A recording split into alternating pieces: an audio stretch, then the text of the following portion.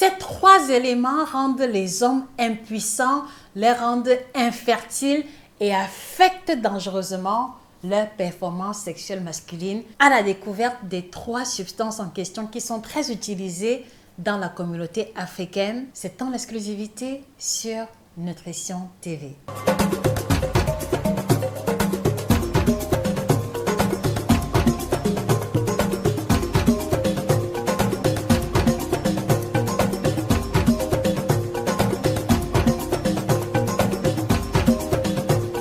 Bonjour à vous fidèles téléspectateurs, je suis Josica, votre experte en nutrition tropicale, auteure de 10 ouvrages de nutrition à succès que je vous recommande particulièrement si vous nourrissez l'ambition d'améliorer votre état de santé à travers la perte de poids, la diminution du ventre, la gestion du diabète, de la ménopause et comment surtout associer l'alimentation africaine et moderne en perspective de mieux-être. Vous trouverez la collection sur Amazon et chez nos représentants. Et puisque ce matin, nous nous adressons particulièrement aux hommes, messieurs, je veux surtout attirer votre attention sur ces deux outils fondamentaux que vous devez avoir absolument. Ils apparaissent à l'écran. Vous avez performance sexuelle au top, l'alimentation qu'il vous faut, d'où je tire les informations que je vais vous partager, et le nouvel ouvrage 25 jours pour améliorer vos performances sexuelles. Je peux vous garantir qu'ils sont focalisés essentiellement sur les aliments et les plantes de chez nous. Tout homme devrait l'avoir comme livre de chevet. Alors ce matin, je voudrais mettre en lumière des substances qui sont consommées malheureusement, d'accord, en très grande quantité et qui sont l'une des raisons pour lesquelles on observe une diminution de plus en plus grande, d'accord, des performances sexuelles masculines. On observe également beaucoup d'hommes qui souffrent d'éjaculation précoce, qui souffrent du manque d'érection ou d'érection molle. Et pendant que je parle, j'imagine que certains parmi vous vont se demander d'où je tire ces informations. Je les tire simplement, d'accord, de toutes les sollicitations que nous recevons au quotidien sur toutes nos plateformes. Ce n'est un secret pour personne. Les questions de libido sont celles qui font partie des top 3 pour lesquelles l'audience est élevée et pour lesquelles également les requêtes sont élevées. Alors, la première catégorie de substances, d'accord, il s'agit des emballages plastiques. Il s'agit des couverts en plastique, du gobelet en plastique, du plat en plastique dans lequel on vous sert à manger, on vous sert à boire, que ce soit à la maison, dans les tournes d'eau, au restaurant, etc. La liste est beaucoup plus longue parce que on voit également ici l'emballage du placali, l'emballage du macabo râpé, ce plastique dans lequel on vous met du macabo râpé, du placali ou un aliment et qui va par la suite subir la cuisson est un danger permanent pour la libido masculine. Et je voudrais s'il vous plaît vous inviter à écrire en commentaire le plastique, d'accord, vraiment pour que cela soit un élément qui restera en mémoire et sur lequel vous allez prêter une attention particulière. Alors, je vais encore continuer en précisant qu'on va aussi voir dans une dynamique beaucoup plus longue tout aliment emballé de plastique tel que les biscuits, tel que le chocolat qui va rester longuement au soleil. Et là, je vois des personnes qui achètent régulièrement de la nourriture au bord de la route. Je vois des personnes qui emballent la bouillie dans le sachet plastique. Je vois ces personnes, d'accord, qui acceptent qu'on emballe un plat qui est très chaud dans du plastique, ou le poisson braisé, la tiéké, etc. Alors, qu'est-ce qui rend réellement le plastique problématique, d'accord? Il n'est pas question ici de remettre en cause notre culture alimentaire ou la façon de faire les choses, mais il faut comprendre que le problème du plastique, c'est qu'il contient ce qu'on va appeler les perturbateurs endocriniens. Perturbateurs endocriniens qu'on va encore appeler le BPA, le bisphénol A. Je voudrais encore vous inviter à écrire cela en commentaire. Le bisphénol A, c'est une catégorie de perturbateurs endocriniens. En réalité, chaque fois que vous allez manger des aliments emballés dans du plastique, en réalité, ceci va pousser l'organisme masculin à produire ce qu'on va appeler les xénoœstrogènes, voilà, qui sont des perturbateurs endocriniens et qui malheureusement, d'accord, vont affecter négativement la production de sperme, d'accord, la production de la testostérone, mais également conduire dans des cas extrêmes à une forme d'infertilité. Et quand je parle d'infertilité, je vois ici l'azospermie, l'oligospermie, la tératospermie, ou les spermatozoïdes qui n'ont pas de queue, ou les spermatozoïdes mal formés. Est-ce que vous comprenez, messieurs? Et donc, la question que je voudrais vous poser pour joindre l'utile à l'agréable, vous consommez les aliments emballés dans du plastique combien de fois en une semaine? Est-ce que à travers l'énumération que j'ai faite, d'accord, vous vous retrouvez à l'intérieur? S'il vous plaît, laissez vos différentes réponses en commentaire. Ceci nous permettra d'étendre la discussion et voilà, je serai heureuse d'interagir avec vous. Donc, retenez que tout aliment emballé dans du plastique ou les aliments chauds qui vont être en contact avec le plastique vont être un élément destructeur de la libido masculine. Donc, vivement comme alternative, que nous puissions retourner à l'époque de nos ancêtres où la nourriture était emballée dans des feuilles de bananier, parce que les feuilles de bananier n'ont pas l'effet négatif que l'on va expérimenter avec le plastique. Vivement que l'on retourne, d'accord, à l'idée de produire des emballages biodégradables qui ne vont pas avoir une interaction ou un effet négatif au contact des aliments chauds. Donc, si vous le pouvez, éviter autant que possible, d'accord, les gamelles en plastique, les gobelets en plastique, les verres en plastique, pour vous tourner vers du verre ou vers de la porcelaine ou vers les emballages à base de feuilles de plantes, comme cela a souvent été le cas.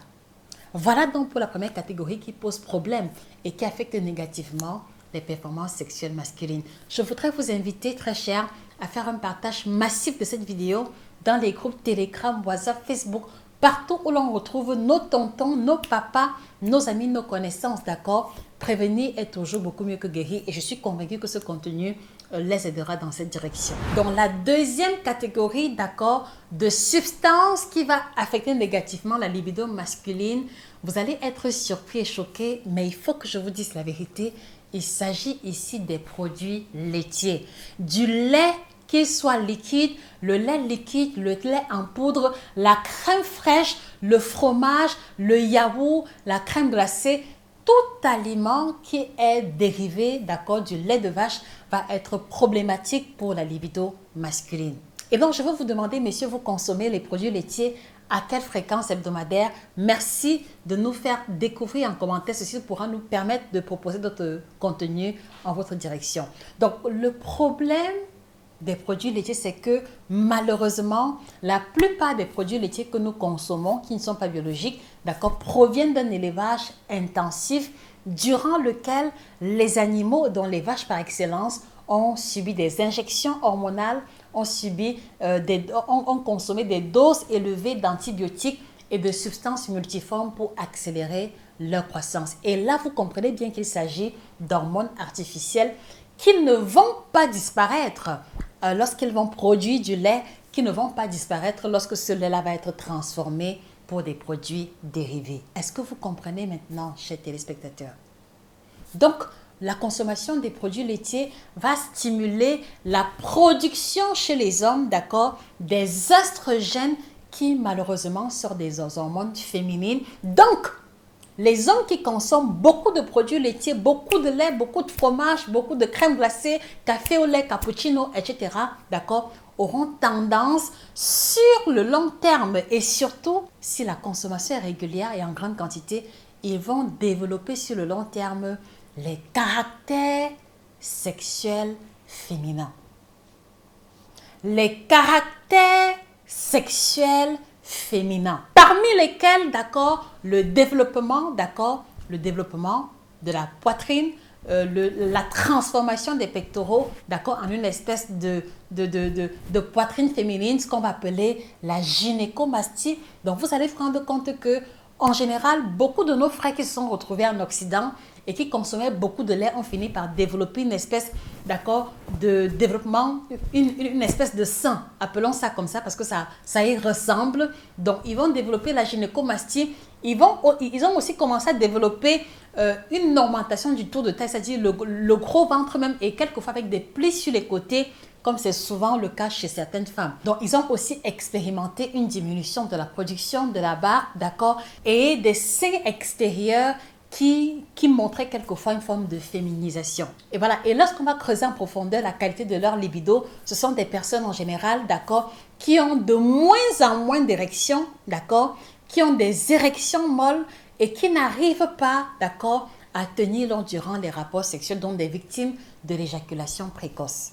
Ça pourra peut-être sembler tiré par les cheveux, mais je veux vous inviter, d'accord, à travers ce contenu, à faire vos propres recherches parce qu'il y a beaucoup d'articles scientifiques à cet effet. La consommation des produits laitiers n'est pas intéressante pour la santé masculine. Sauf si maintenant ces produits laitiers proviennent de l'agriculture biologique dans laquelle on n'a pas utilisé les hormones ou les batteries de médicaments qui sont souvent auxquels ces animaux-là sont soumis.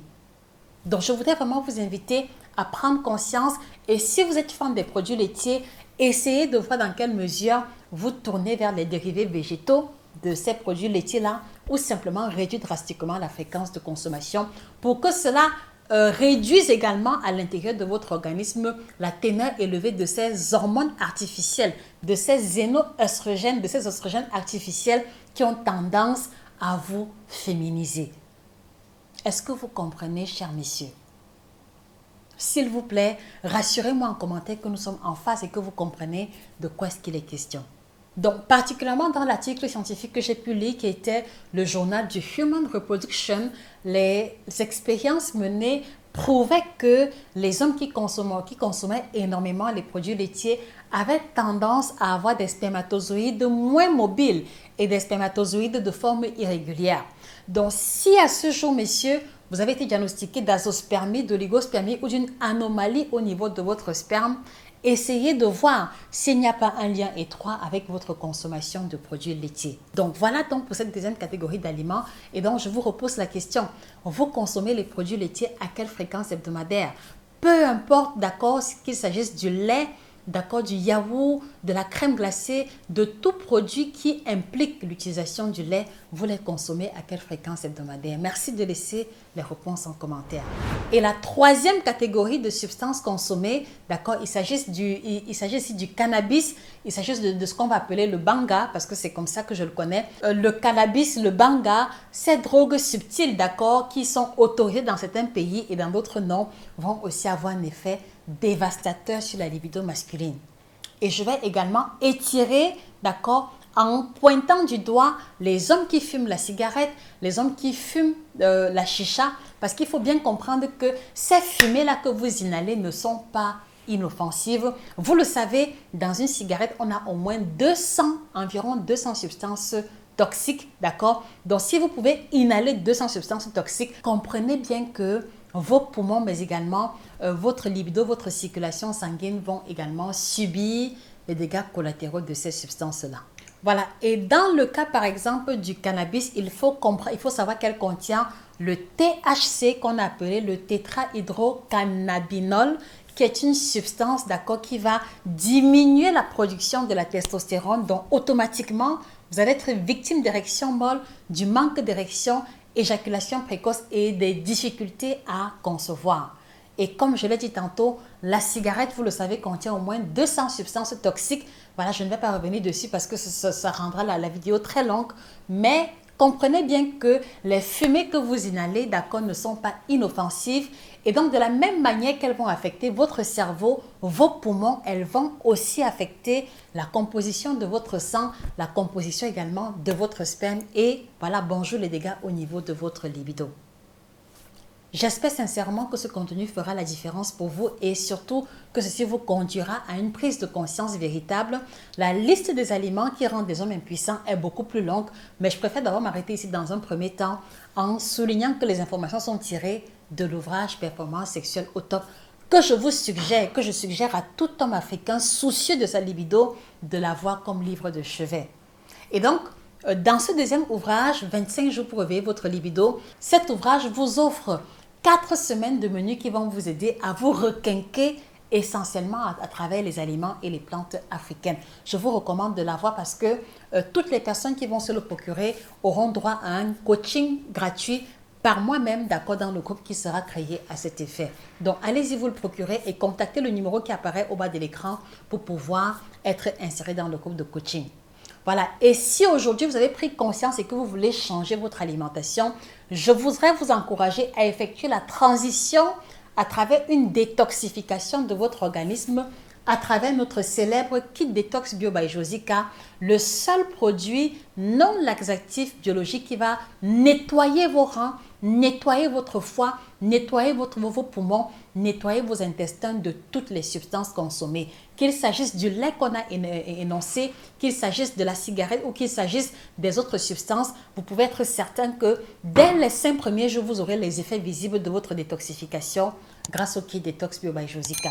Inutile de vous dire qu'avec moi, c'est satisfait ou remboursé. Donc, allez-y vous procurer vos ouvrages et votre kit pour entamer, pour passer à une autre dimension de votre santé et de votre libido. C'était Josica, votre experte en nutrition tropicale, passionnée et auteure de 10 ouvrages de nutrition à succès avec 12 ans d'expérience au compteur. Merci pour votre fidélité. Passez une excellente journée et que le bien-être vous accompagne définitivement. Au revoir.